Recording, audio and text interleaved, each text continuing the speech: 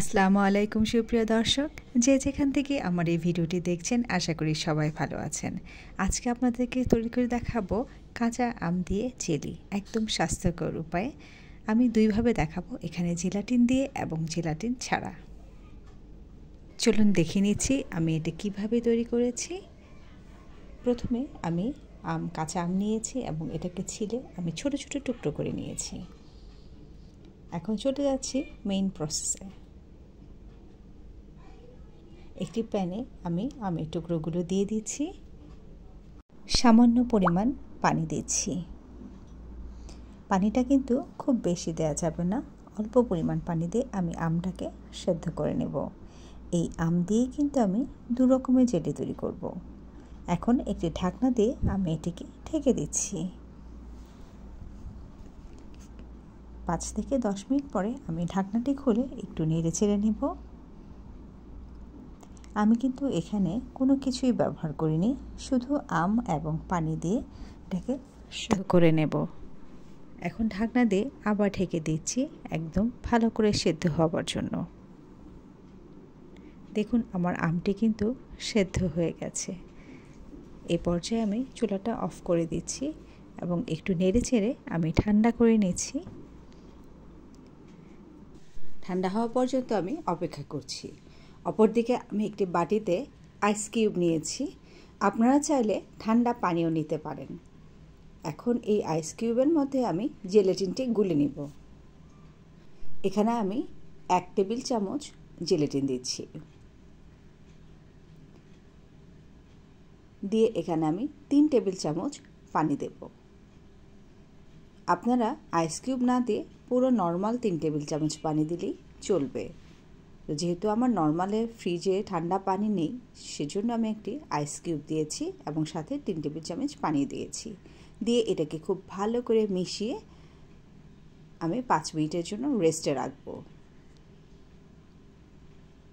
এমনভাবে গুলোতে হবে যেন এটার মধ্যে কোনো দলা না থাকে। তো আমি খুব ভালো করে মিশিয়ে নিচ্ছি। এখন এটাকে এক সাইডে রেখে দিয়ে আমি আমটাকে ছেঁকে নেব। একটি চালনির সাহায্যে আমি আমটাকে খুব ভালো করে ছেঁকে নিচ্ছি। আপনারা চাইলে কিন্তু ব্লেন্ডও করে নিতে পারেন, তবে আমের যেহেতু একটু শক্ত অংশ থেকে যায়, এটা আবার ব্লেন্ডারে দিলে ব্লেন্ডারের সমস্যা হতে পারে, যার জন্য আমি একটি ছাঁকনিতে ছেঁকে নিচ্ছি। ছেঁকে আমের যে পিউরিটা আছে আমি সেটা আলাদা করে নেব।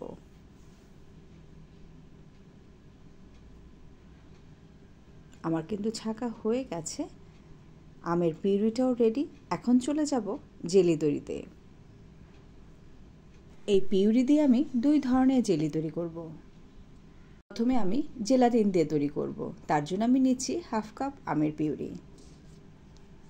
যখন আমি জেলাটিন দিয়ে তৈরি করব তখন আমি পিউরির সাথে 1 কাপ পানি দেব।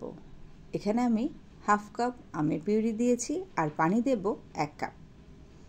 দিয়ে এটাকে খুব ভালো করে নেড়েচেড়ে আমি গুলে নেব এবং আমি চিনি দিচ্ছি 1/4 কাপ। আপনারা চাইলে কিন্তু চিনি আরেকটু বাড়িয়ে নিতে পারেন, এটা আপনাদের টেস্টের উপরে, কারণ জেলিতে কিন্তু অনেক বেশি পরিমাণে চিনি ভালো লাগে না। এ পর্যায়ে কিন্তু আপনারা বারবার চিনিটা টেস্ট করবেন, কারণ আমি একটু মিষ্টি কম খাবো, এজন্য আমি একটু টকটক ভাব রেখেছি। এখন এখানে ভিনেগার দিচ্ছি আমি 1 টেবিল চামচ। এটা প্রিজারভেটিভ হিসেবে কাজ করে। আমি আগে থেকে যে জেলেটিনটা গুলে রেখেছিলাম সেটাও দিয়ে দিচ্ছি এর মধ্যে। জেলেটিনটা কিন্তু আমার ফুলে একদম ডাবল হয়ে গেছে। আর ঠান্ডা পানি দিয়ে জেলেটিন গুলে রাখলে কিন্তু খুব তাড়াতাড়ি জেলেটিনটা ফুলে যায়। এখন খুব ভালো করে আমি মিশিয়ে নেব। এই জেলেটিন দেওয়ার পরে কিন্তু এটা চুলার মধ্যে বেশিক্ষণ রাখতে হবে না। দেখুন আমার এটা কিন্তু হয়ে গেছে, স্প্যাচুলার মাধ্যমে আমি দেখিয়ে দিচ্ছি। এখন আমি এখানে একটু ফুড কালার মেশাবো। আপনারা চাইলে কিন্তু এটা স্কিপও করতে পারেন, এটা জাস্ট একটু সুন্দর লুকিংয়ের জন্য। আমি 1 or 2 ড্রপ কালার দিয়েছি, জাস্ট একটু হালকা একটা আমের কালার আসবে। আমার কিন্তু একটু রেডি হয়ে গেছে। আমি একটি বাটিতে এটা ঢেলে নিচ্ছি।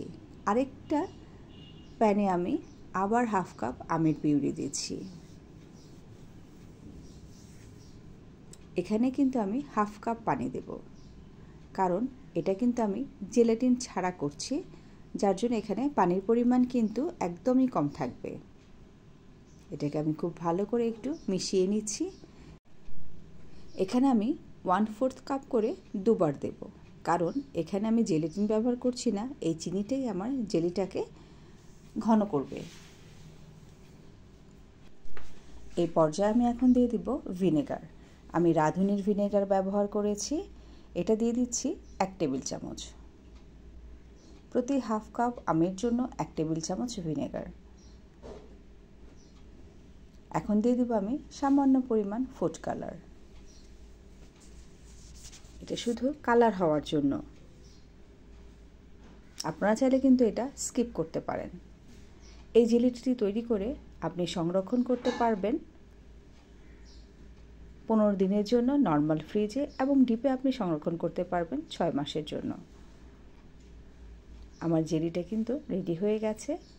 এখন আমি আপনাদেরকে একটু দেখাবো, এটা আমি জেলেটিন দিয়ে তৈরি করেছিলাম সেই জেলিটা, আর এটা আমি তৈরি করেছিলাম জেলেটিন ছাড়া। দুটো কিন্তু দুটো কালার করেছি আমি, একটা একটু ডিপ কালার করেছি আর একটা একটু লাইট কালার করেছি। এখন আমি যেটা জেলেটিন দিয়ে তৈরি করেছি সেটা আপনাদেরকে একটু কেটে দেখাচ্ছি।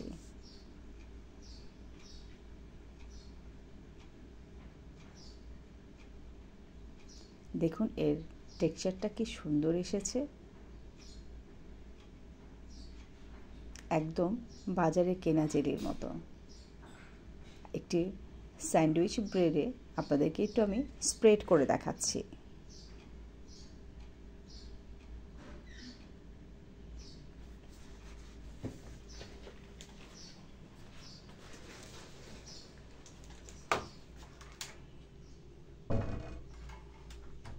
এটা কিন্তু সকালে নাস্তার সাথে ছোট বড় সবাই খেতে পারবেন, এবং বাচ্চাদের টিফিনেও কিন্তু আপনি এটা ব্যবহার করতে পারবেন। ভীষণ মজা, একবার তৈরি না করলে বুঝতেই পারবেন না যে ঘরে এত সুন্দর জেলি তৈরি করা যায়।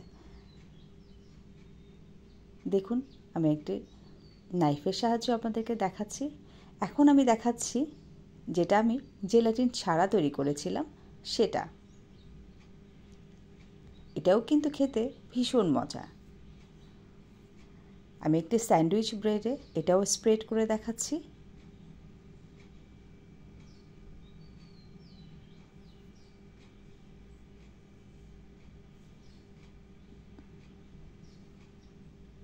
আমার এই ভিডিওটি যদি ভালো লাগে অবশ্যই আমার চ্যানেলের সাথে থাকবেন, এবং সঞ্চিতাস কুকিং রেসিপিতে একবার ঘুরে আসার জন্য অনুরোধ রইল।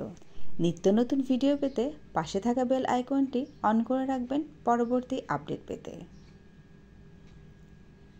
আমার জেলিটি কিন্তু একদম সুন্দর মতো সেট হয়ে গেছে।